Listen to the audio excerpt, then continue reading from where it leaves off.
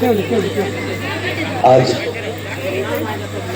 बाबा साहब भीमराव अंबेडकर साहब का जयंती है। इस अवसर पर हम लोग यहाँ इकट्ठे हुए हैं। मैं सबसे पहले ये जो आयोजन ओमपाल में हुआ, उस आयोजन समिति के जो भी सदस्य हैं, मेरे ख्याल से सोरी सर, दोरे सर और मरकाम, ये सब लगभग गुरुजी हैं, कुछ टीचर्स हैं, यानी कुछ और कर्मचारी हैं। इन लोगों ने यह आयोजन किया, उनको मैं बहुत बहुत धन्यवाद देता हूँ, शुक्रिया अदा करता हूँ। और हमें यहाँ बुलाया इसलिए भी उन्हें और ज़्यादा धन्यवाद देना चाहता हूँ। मंच पर विराजमान हमारे समाज के भी और मेरे निजी रूप से भी मार्गदर्शक आदरणीय निपान साहब, इतने सारे बैठे हैं कि मैं सबका नाम ले लूँ तो काफ़ी टाइम हो जाएगा। पर हाँ, बहुत समाज के वरिष्ठ सदस्य यहाँ बैठे हुए हैं। कोसाराम सर, हमारे काका मनमोहन ब्रिज बारसे हैं, ब्रिज हो गए हैं, और जनपद पंचायत कोंटा, जनपद पंचायत चिंगड़ के उपाध्यक्ष दोनों यहाँ मौजूद हैं। फिरमा, दुर्गा, मंगलू सर, शायद बहुत लंबा हो जाएगा पर सॉरी, मंच पर सभी विराजमान महानुभावगण और इस सभा में उपस्थित भाइयों बहनों, प्रिय बच्चों, और मेरी बात जहाँ तक सुनाई पड़ रहा है वो सबको मेरा जोहार, नमस्कार और जय भीम आप सबको। तो मैं सोच रहा हूँ कि कहाँ से शुरू करूँ। अब मैं आप सब लोगों को, हम सब लोग सोचते हैं कि जैसे ही बाबा साहब भीमराव अंबेडकर का नाम लेते हैं तो ध्यान में आ जाता है कि ये वही हैं जो हमारे देश का संविधान को बनाया, निर्माण किया, और उसी रूप में उनको याद किया जाता है। और भीमराव साहब केवल संविधान नहीं लिखे, उन्होंने बहुत सारी किताबें भी लिखी। आज उनके जो उन किताबों पर भी थोड़ा चर्चा कर रहे तो मैं बहुत पहले महाभारत पर, रामायण पर, हिंदू देवी देवताओं पर लिखी हुई किताब मैंने देखी। आज अगर इस तरीके की देवी देवताओं पर लिखा जाए तो उनके ऊपर हमला हो जाएगा, मारपीट हो जाएगा, पता नहीं ब्लीचिंग भी हो जाएगा, ऐसा स्थिति है। तो भीमराव साहब के विचार इस तरीके के थे। और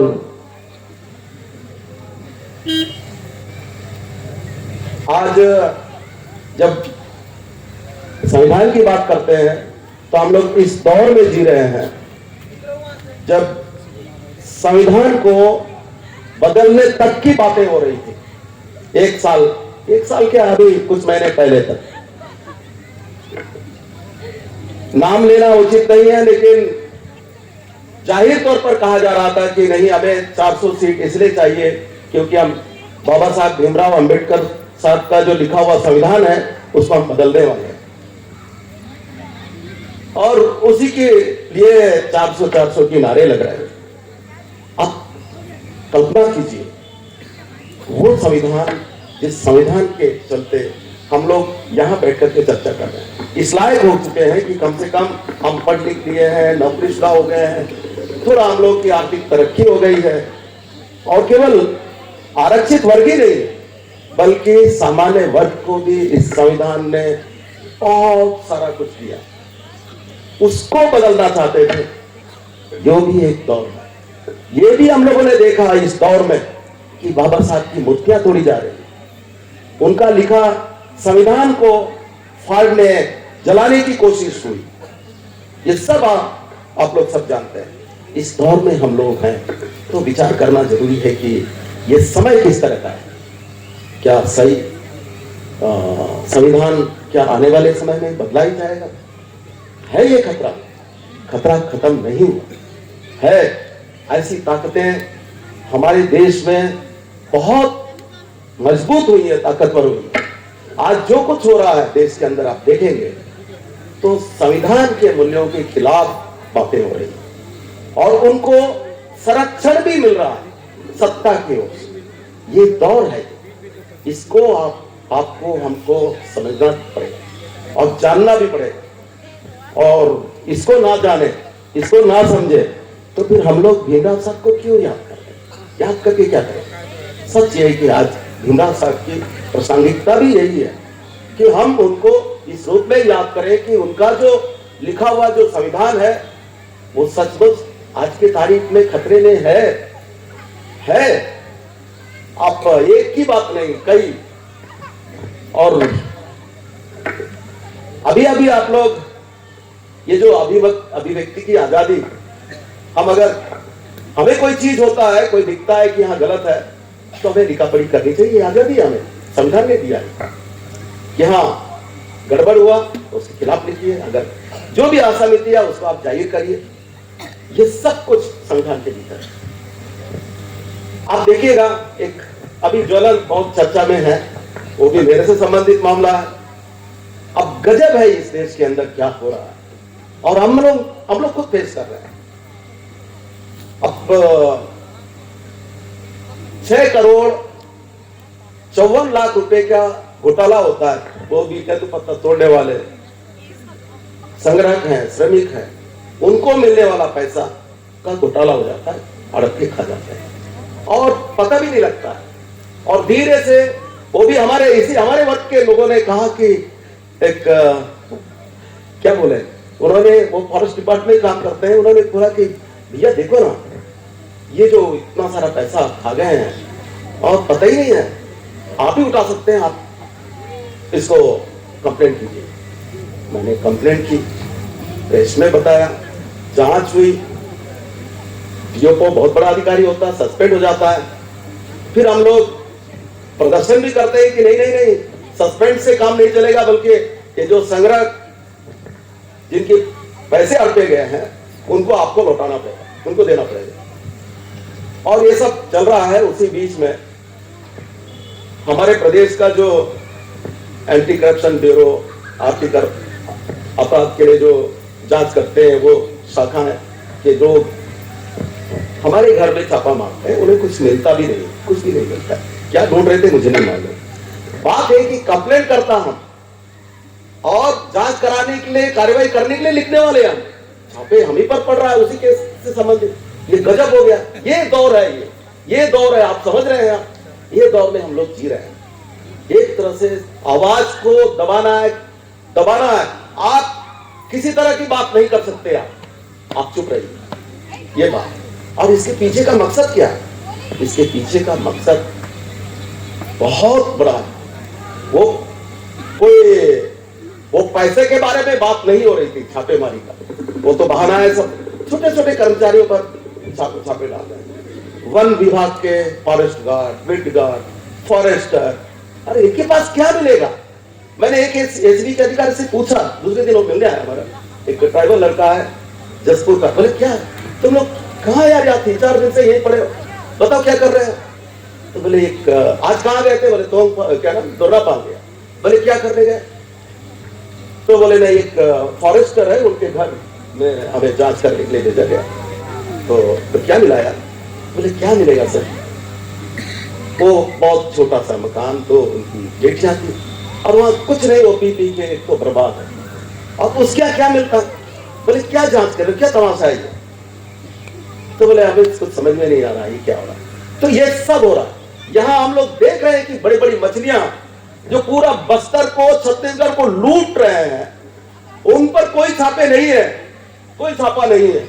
पर ये छोटे बिटगा, क्या ना, फॉरेस्टर, उन पर छापे मारी।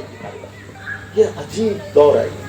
इसलिए कह रहे हैं कि आज अगर आप कहोगे कि ये संविधान किधर है, तो ये एक बड़ा प्रश्न है कि ये संविधान के हिसाब से हो रहा है, कैसे हो रहा है। और आप अगर कुछ कहोगे, आप के खिलाफ बात होगी। और छोटे छोटे कर्मचारी पर सुपा में जाइए ना, सुपा में इतने सारे लोग हैं। मैंने ये भी कहा कि आजकल अगर कोई पैसा इस तरीके से बंटता है तो कोई सत्ता के साथ जुड़े हुए लोगों के पास जाएगा, भाई हमारे पास कौन देगा। फिर हम ऐसे वाले पैसे लेते भी नहीं। हम हमारा पूरा इतिहास इसी तरीके का, मेरा जीवन इसी ऐसे ही है कि मैंने कभी गलत को गलत ही कहा, सही को सही कहा। मैं कभी गलत का पक्ष नहीं दिया। तो फिर ये क्या है? ये अगर हो रहा है तो ये दबाने के लिए हो रहा है। इसके पीछे का सबसे बड़ा मकसद है कि ये जो 26 मार्च 31 मार्च 2026 तक नेक्सियों को खत्म करने का बड़ा बड़ा आप लोग सुनते होंगे। ठीक है, खत्म हो जाए, बिल्कुल हो जाए, हमें कोई मोहब्बत नहीं है उनसे। लेकिन ये इसके पीछे का कारण ये है कि बस्तर के अंदर के जितने संसाधन हैं, बरला पहाड़ लोहे पत्थरों से भरा हुआ पहाड़ है, उसको बड़ी बड़ी कंपनियों को आज की तारीख में लीज दिया जा रहा है। और तो 3 बड़ी कंपनियों को दिया गया, अदानी को देने की तैयारी, तमाम बहुत सारी कंपनियों को देने की तैयारी हो गई है और दे रहे हैं। और उसके खिलाफ आदिवासियों का कोई मूवमेंट खड़ा ना हो, इसके लिए भी ये छापे की कार्रवाई है, सीधे सीधे। और इसलिए मैं आज भीमराव साहब के जयंती के अवसर पर इस मौके का उपयोग करके मैं ये बात सार्वजनिक रूप से कहना चाहता हूं कि इसके पीछे का असली मकसद ये है, असली मकसद ये कि बस्तर के संसाधन जो है वो बड़े कंपनियों के हवाले कर दिया जाए और उसके खिलाफ कोई आवाज ना हो, कोई आंदोलन ना हो।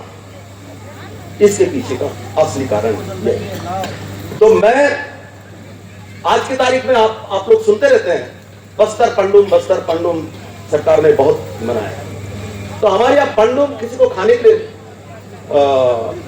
जैसे आप आम खाने का दौर है, आम मरका पंडुम, हम लोग आम खाते हैं तो मरका पंडुम करते हैं, बीज खाते हैं तो बीज पंडुम बनाते हैं, सेमी खाते हैं तो सेमी का पंडुम बनाते हैं। तो हम जिसको खाते हैं उसका पंडुम बनाते हैं। तो ये तो बस्तर को खाने वाला ये पंडुम है। ये जो सरकार जो कर रही है, बस्तर को निकल जाएंगे, खत्म कर देंगे, यहाँ का पहाड़ नहीं रहेगा, जंगल नहीं रहेगा, यहाँ की नदियां नहीं रहेगी। इसके लिए ये पंडुम है, ये तैयारियां दरअसल ये, और इसको हमें समझने की जरूरत है। और इसलिए मैं एक बात लगातार ये कह रहा हूँ, आप सब लोगों को कह रहा हूँ, सब लोगों के समक्ष इस बात कह रहा हूँ कि अब मैं नितान साहब यहाँ बैठे हैं, शायद वो मेरी इन बातों से परिचित हुए नहीं, उससे उनको बहुत ज्यादा खतरा हो गया है कि मैंने ये बात कहा कि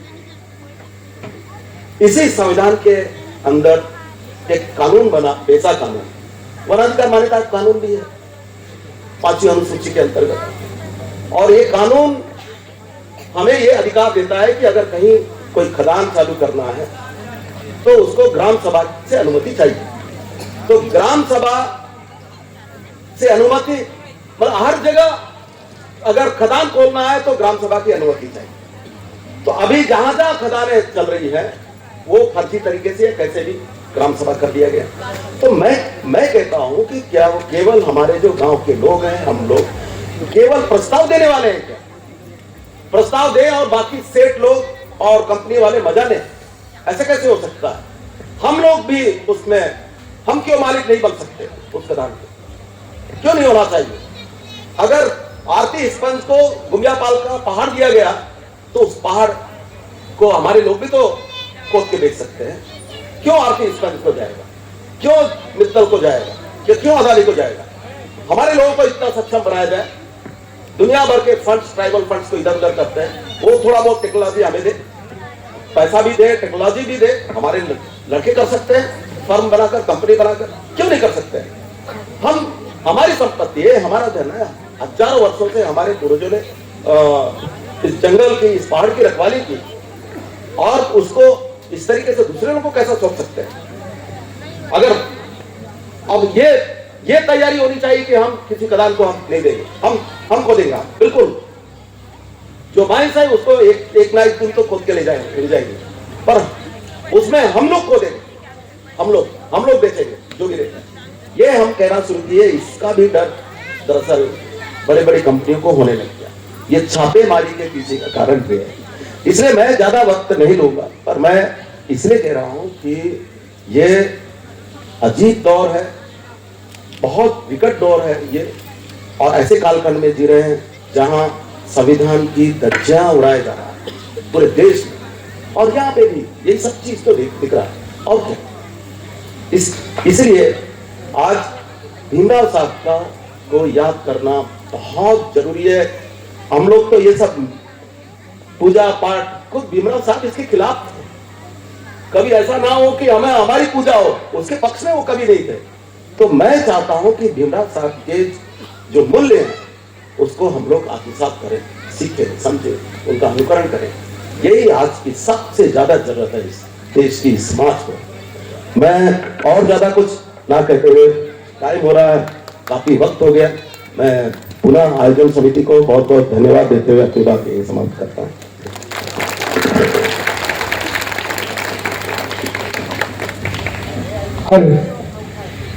बहुत बहुत धन्यवाद महोदय जी। आपने इस दबे कुचले समाज को दिशा देने का जो काम किया वो बहुत बड़े सराहनीय बात है। आपने जो एक एक शब्द कहा उस 100 बातों की बराबर थी, उनको हम दिल से नमन करते हैं। तो साथियों, मैं सम्माननीय धनीराम नाग जी को सादर आमंत्रित करता हूं। कृपया मंच संचालन के लिए धनीराम नाग जी कृपया आए।